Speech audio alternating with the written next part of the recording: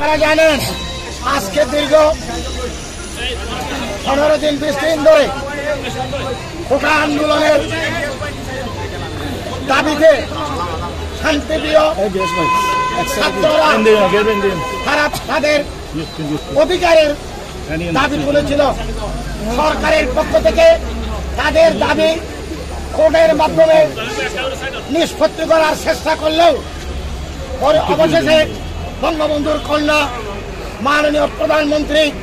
তাদের অস্থিরতার কারণে কোর্টকে অতি সত্বর তাদের দাবি নিষ্পত্তি করার তাগিদ দিলে তারা মহামান্য সুপ্রিম কোর্ট প্রধান বিচারপতি সমন্বয়ে গঠিত বেঞ্চ তাদের যৌক্তিক দাবিকে মেনে নিয়েছে। এই দাবি মেনে নেওয়ার পর মাননীয় প্রধানমন্ত্রী ছেলেদের বলেছেন, কোমলমতি ছাত্রী ভাইয়েরা বোনেরা তোমরা এখন ঘরে ফিরে যাও, আমি পর্যায়ক্রমে তোমাদের সমস্ত দাবি আমি মেনে নেব। কিন্তু দুঃখ এবং পরিতাপের বিষয়, আমার কোমলমতি ছাত্র ভাই বোনেরা মাননীয় প্রধানমন্ত্রীর এই সহজ সরল যে উক্তি, এই উক্তিটাকে তারা সহজে গ্রহণ করতে পারে নাই। তারা দেশের অভ্যন্তরে লুকায়িত স্বাধীনতার বিরোধী শক্তি জামাত এবং ইসলামী ছাত্র শিবির ও বিএনপি অঙ্গ সংগঠনের দ্বারায় তারা ভিন্ন পথে প্রবাহিত হয়ে তাদের আন্দোলনটাকে হাইজ্যাক করে তারা একটি বাঙাও সুরাও জ্বালাও পোড়াও বাংলাদেশ ধ্বংস করো এই আন্দোলনের দিকে নিয়ে গেছে। এখন আপনারা জানেন আজকেও মাননীয় প্রধানমন্ত্রী এই ছাত্র ছাত্রীদের বলেছেন উদ্দেশ্যে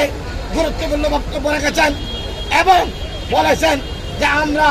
তোমাদের সমস্ত দাবি দেওয়া মেনে নিলাম। এখন আপনাদের কাছে আমার বক্তব্য হলো, এরা যেভাবে জনগণকে বিভ্রান্ত করতেছে, আমরা আওয়ামী লীগের ছেলেমেয়েরা, আমরা ছাত্রলীগ যুবলীগ স্বেচ্ছাসেবক লীগ সহ আমাদের অঙ্গ সহযোগী সংগঠন শ্রমিক লীগ, আমরা জনগণের দ্বারে দ্বারে গিয়ে আমাদের সরকারের তাদের দাবি মেনে নেওয়া এবং এই যে আজকে এই দাবি মেনে নেওয়ার পরেও এই সরকারের বিরুদ্ধে জঙ্গিবাদীদের আশ্রয় হিসাবে এই বাংলাদেশকে বিশ্বের দরবারে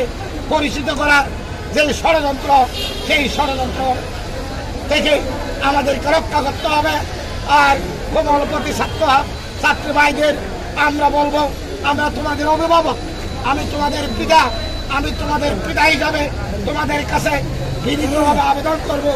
যে কোনো অবস্থাতেই তোমরা বিভ্রান্ত না হয়ে বিপদকামী না হয়ে তোমরা তোমাদের দাবি দেওয়া, যেহেতু সরকার সমস্ত দাবি দেওয়া মেনে নিয়েছে, তোমরা পড়ালেখায় মনোযোগ দাও, তোমরা ঘরে ফিরে দাও। আর যাতে একটা ছেলেকেও একটা মাকেও নিজের মুখ খালি করতে না হয়, সেই জন্য